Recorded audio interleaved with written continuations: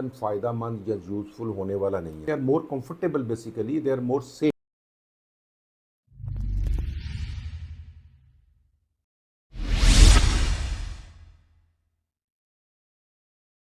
बिस्मिल्लाहिर्रहमानिर्रहीम। नाहमदुहु व नसल्ली अला रसूलिल करीम। मैं डॉक्टर हारून रशीद हूँ। मैं माहिर अमराज़ जिल्द हूँ। आज का टॉपिक जो है वो हमारी एक टोटल पॉपुलेशन के एक मेजर सेगमेंट का बहुत बड़ा इशू है, कॉस्मेटिक्स के हिसाब से भी और एस्थेटिक्स के हिसाब से भी। टॉपिक है आज का जी एंटी एजिंग। तो ये वो सेगमेंट है कि अगर आपको एंटी एजिंग का कॉन्सेप्ट जो है वो क्लियर हो जाए और उसका ट्रीटमेंट आप बर वक्त शुरू कर दें तो बहुत सारी जो कॉम्प्लिकेशंस हैं बाद में स्किन में, और बहुत सारे जो प्रोसीजर्स और उसके ऊपर एक्सपेंडिचर आपको उठाने पड़ते हैं, वो मिनिमाइज़ हो सकते हैं। ख़त्म नहीं होंगे लेकिन मिनिमाइज़ हो सकते हैं। अब ये हमारे स्किन में 3 किस्म का अल्लाह पाक ने उसके डर्मस के अंदर जो हमारी स्किन की नीचे वाली तय है, दिस वन, उसके अंदर एक फाइबर है, एक मेश है, एक नेटवर्क है बना हुआ है, एक जाली सा मिलने की बनी हुई है। That's mainly collagen reticular fibre और इलास्टिन फाइबर। इसमें 70% जो है वो आपका कोलेजन फाइबर होता है। तो ये बेसिकली आपकी स्किन की जो टाइटनेस है या उसकी सपलनेस है उसको मेंटेन करते हैं। तो ये 3 फाइबर्स बहुत ज़रूरी हैं, लेकिन बहुत ही एक अजीब बात है जो कि यूजुअली लोगों को नहीं पता होती कि 27 की एज पे जा कर के तो कोलेजन बनना बंद हो जाता है। तभी यानी क्वाइट यंग पर्सन, मतलब कोलेजन जो है वो बनना उसमें बंद हो जाएगा। तो इसमें आप बहुत सारी इसकी रेमेडीज़ हैं जो अभी हमने डिस्कस करनी है। तो होता क्या है बेसिकली कि स्किन लूज़ हो जाती है, आपके फाइन रिंकल्स बन जाती हैं, ये क्रो लाइंस आ जाएंगी, फ्राउन लाइंस माथे पे आ जाएंगी, स्माइल लाइंस आ जाएंगी आपकी, क्रोफिट वगैरह। तो जल्द ओवरऑल लूज़ और एजिंग के साथ पिगमेंटेशन आ जाती है, सम टाइम इन्फ्लेमेशन भी आ जाती है। तो ये काफ़ी सारे कॉस्मेटिक हैज़र्ड्स हैं जो बेसिकली अपीयर होते हैं उस वक्त। तो इसके लिए सबसे पहले तो ये बात इम्पोर्टेंट है कि एक एस्थेटिक इंटेलिजेंस है वो आज काफ़ी नई नस्ल में इम्प्रूव कर गई है। पिछली नस्ल में तो इतना नहीं था इस मामले में कंसर्न, लेकिन अब काफ़ी इम्प्रूव कर गई है।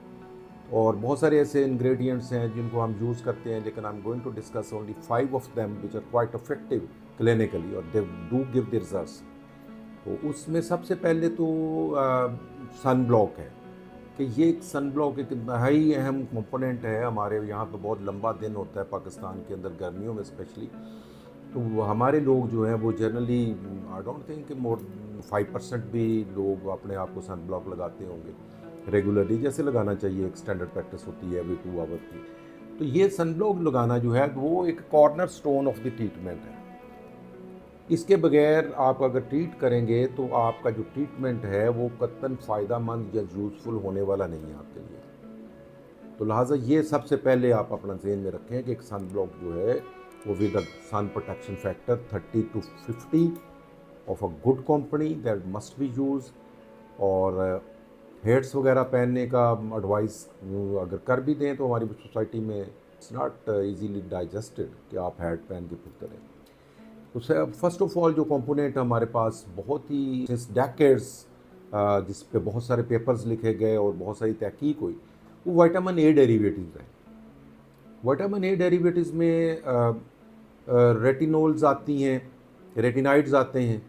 तो इसमें रेटिनोल्स जो होती हैं ये बेसिकली नेचुरल डेरिवेटिव्स हैं विटामिन ए के, और ये लेस पोटेंट होती हैं। They are more comfortable, basically they are more safe, but they do have clinical effects. तो ये दूसरा रेटिन्स है, सो ट्रेटिनाइन है, ट्रेटिनाइन है। तो ये वो चीज़ें हैं जो कि little bit harsh on your skin, but effect में ये दूसरी से ज़्यादा बेहतर होती हैं, ज़्यादा इजीली क्लिनिकल रिजल्ट्स देती हैं। अब इसमें थोड़ा सा ये स्टेन्स को भी रिमूव करती है, ये आपकी स्किन को थिक करती है। जितनी भी रेटिनोल्स हैं या रेटिनाइड्स हैं आपके कोलेजन फॉर्मेशन में आपकी हेल्प करती है और स्किन को ग्रेजुअली थिक करती है। और इसको बहुत ज़्यादा डर्मेटोलॉजिस्ट से एडवाइस के बाद यूज़ करना चाहिए, क्योंकि अगर ये सेंसिटिव एरियाज़ में लाइक नियर द आइज़ है, माउथ एंगल्स हैं या नियर द नोज़ है, यहाँ पे अगर आप अप्लाई करेंगे तो डेफिनेटली ये वहाँ पे इरिटेशन काज करेगी, कॉन्टैक्ट डर्माटाइटिस होगा और वहाँ पे फ्लेकीनेस आ जाएगी और वहाँ पे रिएक्शन होगा। सेकंड कंपोनेंट पे आ जाएं तो विटामिन बी डेरिवेटिव नियासिनामाइड बहुत आजकल इन है।